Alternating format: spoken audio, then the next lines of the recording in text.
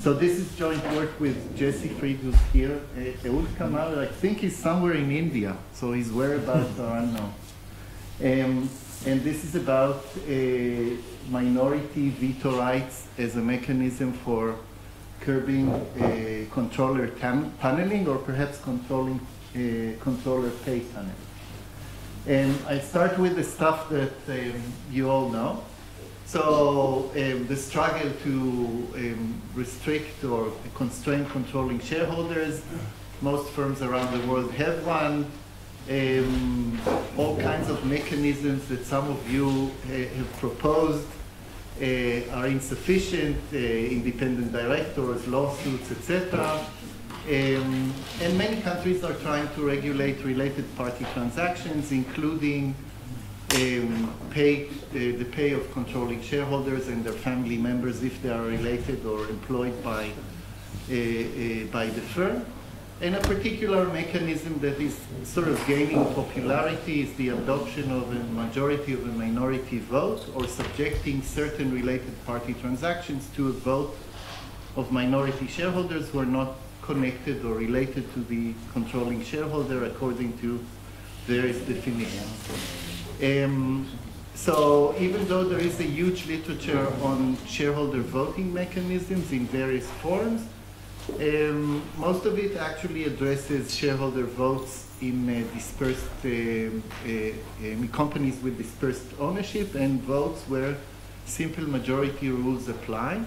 And we actually know relatively little, or very little, depending on your interpretation, on majority of the minority votes and their effectiveness or ability to constrain controlling shareholders. One of the reasons why there is so little evidence on majority of the minority votes is that the setups are usually inconvenient for applied or econometric work. So, for example, there is majority of a minority votes in Delaware, but there only certain companies choose to subject certain related party transactions to such a vote, and then you have sample selection, etc.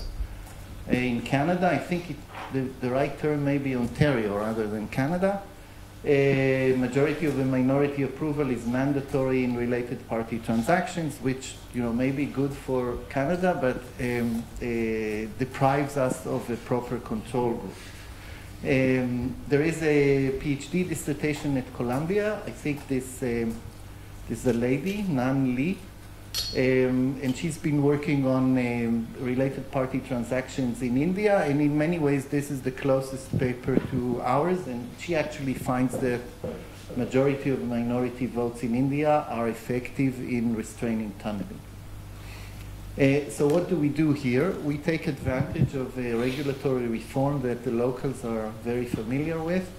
In 2011, until that time, related party transactions in Israel, including the compensation of the controlling shareholder and his or her family members, were subject to a vote by a third of the minority, or required the approval of a third of the minority. And if you obtained such an approval, this was valid indefinitely. And then in 2011, two changes were made. One is an approval is required every 3 years. And the other one is the level of support or level of minority shareholder support was raised from a third to a half, or majority of the minority.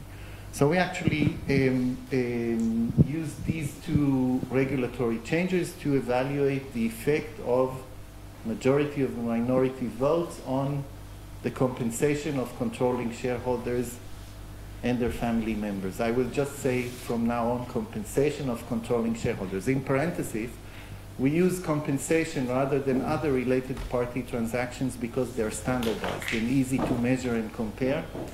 But I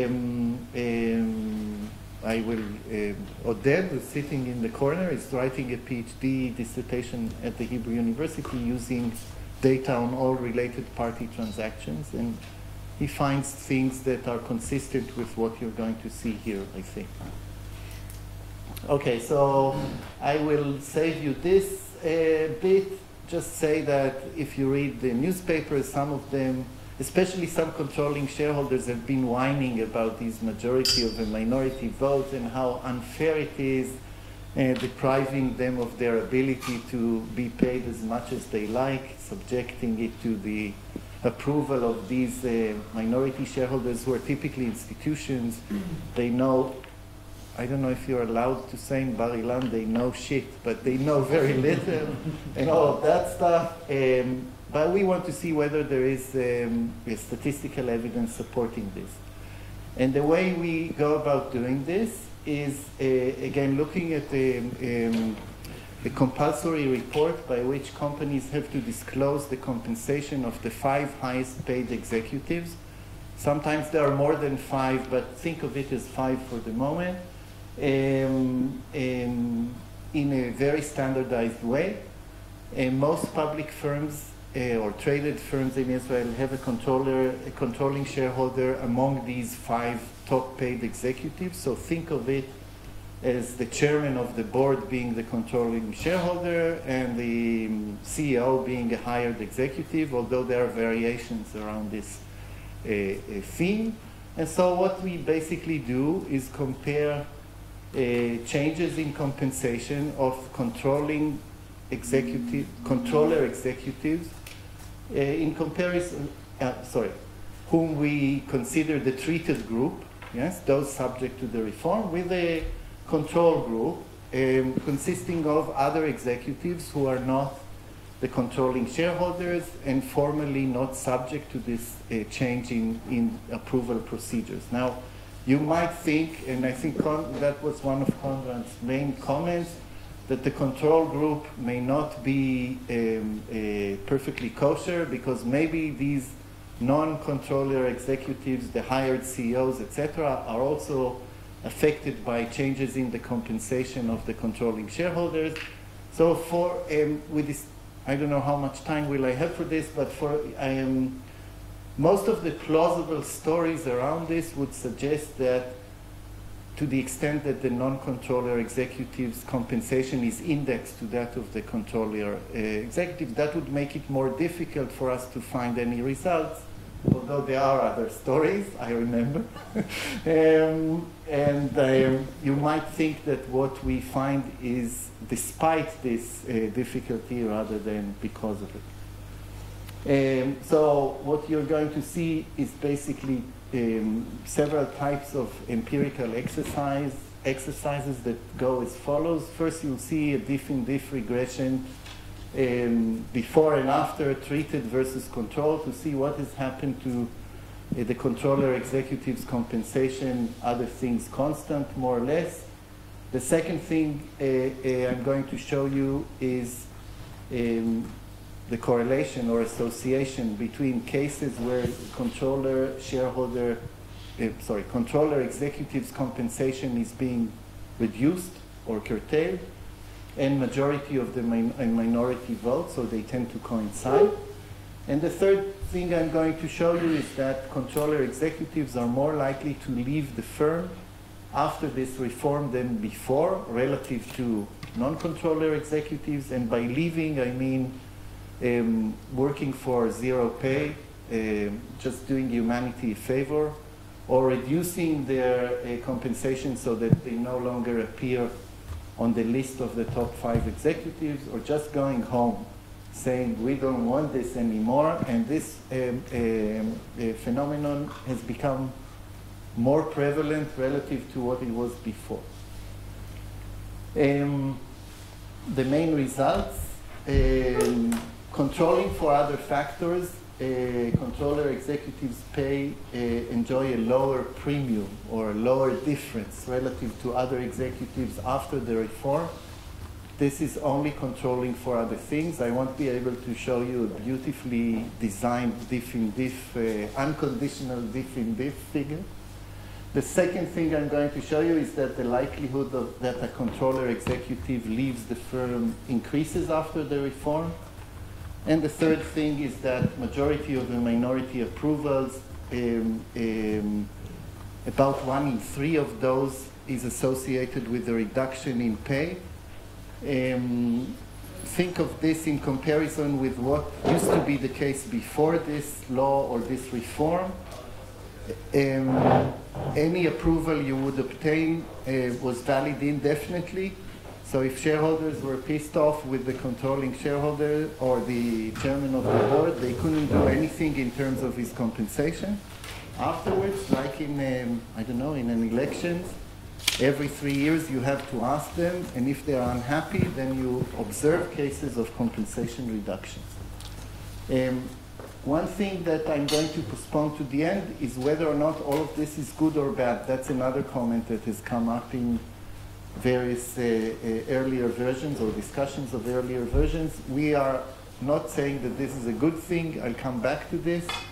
And another comment I'll come back to later is whether or not this has made or has changed real corporate policies or has affected the ways firms operate. And in general, the result is no. And we nevertheless think that this is an interesting experiment with potential implications for other settings, and I'll come back to this in a little bit.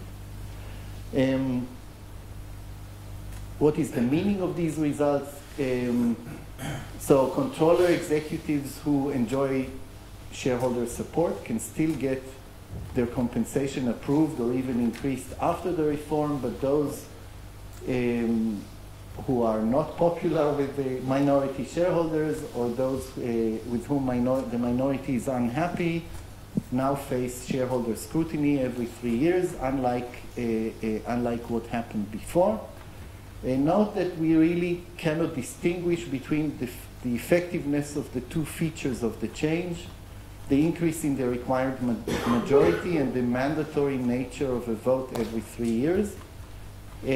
We tend to think that both of them are at play, and maybe the requirement to hold periodic voting is perhaps more important, but I won't be able to back this statement with any sort of concrete empirical results. Okay, let me show you the data. So we have, as I've said before, every company has to report the compensation of the top 5 execs. And so we have data on roughly 600 firms, roughly 4,500 executives over a period of 6 years, and we are now, unfortunately, collecting earlier data to show more parallel trends and stuff that some of you have asked to see. I'll skip this. With one exception, the mean and median number of reported executives is 5. That's the second row from below. And something like a quarter of them are controller executives, so the controlling shareholder or maybe his or her family members. Most firms have one of those on board, which is good for us. Yes, for the empirical stuff,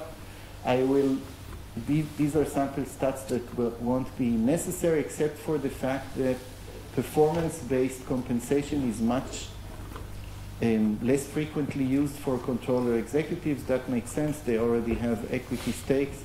And so questions like, does performance become more sensitive, compensation become more sensitive to performance, etc., are not very relevant to this setting. These are the votes or the approvals. That may be worth a minute. So majority of the minority approvals, as you can see, begin in 2011 and more or less appear in 2 cycles of 3 years, right? So 2011 and 14. A third of the minority votes end in 2011. There is an issue whether the reform was anticipated. I can't remember who raised that comment, and whether there is a run-up towards 2011. So we are collecting data on a third of the minority approvals before, and so far we haven't been able to see any run-up. So if you ask, Ehud is not here, but he would tell you that this reform, before its approval had been discussed for maybe 10 years, so it wasn't a surprise, but the actual timing and implementation were unexpected, which is sort of okay. Okay, let me show you. This is the first and maybe basic regression that we're going to use. So this is a classic diff in diff. The dependent variable is the log of total compensation of an executive I at firm J at time T. The interesting stuff is the interaction term, right? Controller executives interacted with the post-reform period. They are individual fixed effects, so you don't see controller executive dummy. And if you look at the first row, you basically find that holding constant other things which I'm not sure you see in this regression. You do see some of them. So firm size, firm performance, year and executive fixed effects, etc. The post-reform compensation of a controller executive is about 10% lower than it would have been given the other factors that determine compensation. So it's not in absolute terms. I think this is for Lucian, because he has invented this thing that I think I wanted to say. Well, I'll skip what I wanted to say. So the pay slice is the fraction of compensation that is awarded to an executive. And you can see whether the pay slice of a controller executive declines after the reform. The pay slice of the chairman is something like 25% of the total compensation of the 5 top paid executives, so it goes down by about 1 percentage point. It's not a huge thing, but it is there. I forgot to mention, sorry, why do we have so many columns for such a simple statement? So some of these regressions, I can't remember offhand. Oh, it's written. So in some of them, the dependent variable is total compensation. In some of them, we exclude equity-based compensation, which may vary from year to year for non-governance related reasons. In some of these regressions, we have the full sample of executives, and in some of them, just the highest, the top 2, the highest 2 paid executives. And it's roughly the same with some variation in the magnitude of the coefficients. And here we sort of follow the same logic. Okay. These are, now I want to show you the relationship or the correlation between pay reductions and the type of approval that shareholders were asked to provide before a compensation contract was introduced. So the red ones are a majority of the minority votes. The other types are the blue, is that blue? Or whatever color you want to call this one. The blue is a third of the minority, which exists until the law is changed in 2011. And the orange or brown is everything else. These could be board votes on the compensation of the CEO or some other stuff. And what you basically see is that the likelihood of a compensation reduction is far higher following the majority of a minority vote than any other type. That makes sense, right? Because before the law was changed, any approval was valid indefinitely, so you'd bring your compensation to a vote, presumably if you thought you would get a raise. So an obvious selection problem, but the majority of the minority ones are compulsory every 3 years. So sometimes if shareholders are unhappy with you, you get a reduction in equilibrium, right? So all votes are, the votes or the approvals are actually cases where shareholders voted for a compensation package. So the issue is really whether the amount was lower than before, and in about a third of the red ones, majority of the minority, the amount was lower. These are regressions basically saying the same thing. So the dependent variable is the likelihood of pay reduction relative to the previous year. You see that these are logics or linear probability models. I'll skip the technicalities. What you basically see is that this dummy for any approval, any type of vote, is basically negative, which is exactly what I've just said, right? It's endogenous, it's selection, etc. Majority of the minority votes or approvals are different. They are much less likely to be they're much more likely to be associated with the pay reduction. On average, the combined effect is 0, but as I've said, about 1/3 of them end up in compensation reductions, which is again consistent with these votes having a bite under some circumstances. So some of you, I can't remember, who made this comment on a previous version, to sort of try and identify better what are the causes of shareholder outrage, when do they really get upset and force a compensation reduction. So we haven't been able to really come up with a coherent story on that using the existing set of variables. Maybe there is something else we don't observe which determines how popular a controller executive is with shareholders. We do control here for profitability and a few other things. Yes, so I think I've more or less said these things. So most pre-approval types are associated with pay increases. Majority of the minority are sometimes different, even though on average their effect is 0. Some of them are associated with pay cuts, and in that sense, this law, this reform changed the setup relative to what had existed before. Okay, the last bit of empirical results is the likelihood of controlling shareholder disappearance. So disappearance, I have 5 minutes. Then you're looking at the microphone? Okay, so I'll be done in 5 minutes. So a disappearance is a case where a company continues to exist, but a certain person is no longer on the list of top 5 paid executives. So normalize this ratio or proportion of disappearing executives to 100 in 2009, and then distinguish between controller executives and others. And you see that controller executives are much more likely to leave the firm after the reform than before. We're going to add more years before to make it nicer. But if you take this at face value, one of the effects of this reform was an increase in the probability that controller executives would cease to be among the top paid. You see this in regressions, which I will skip because I'm out of time.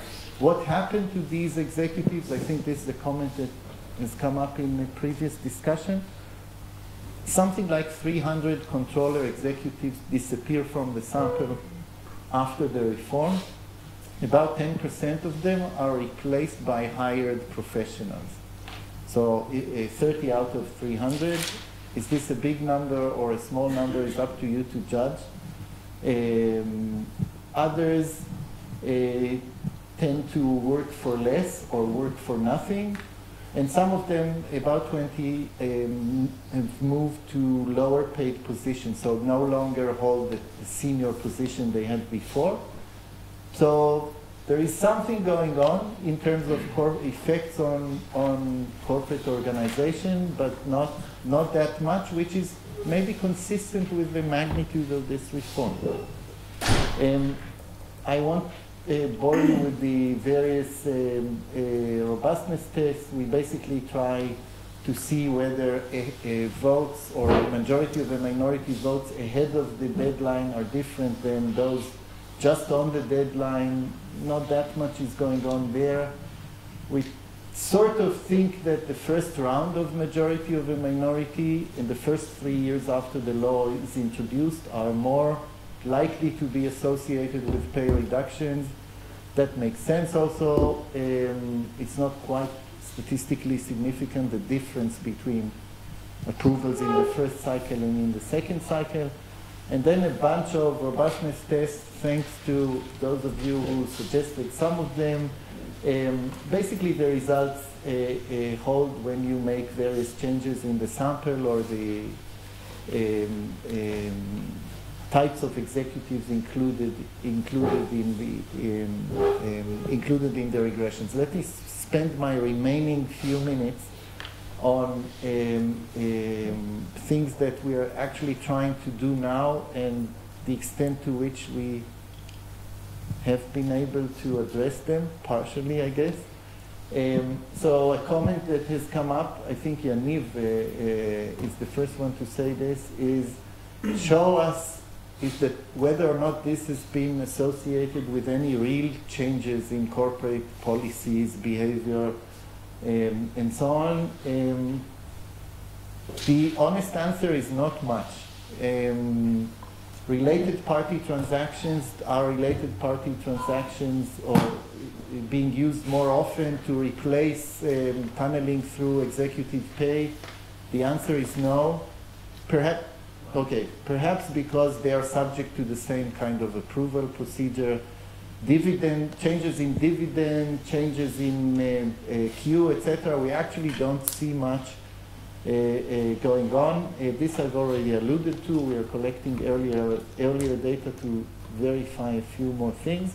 Let me just conclude by saying, why is this interesting? So we are not talking about large amounts of money. So if you calculate the amounts of money that shareholders may have saved, this coefficient of 10% that you saw in the first diff regression is something like $40,000 per executive. Is not a lot of money.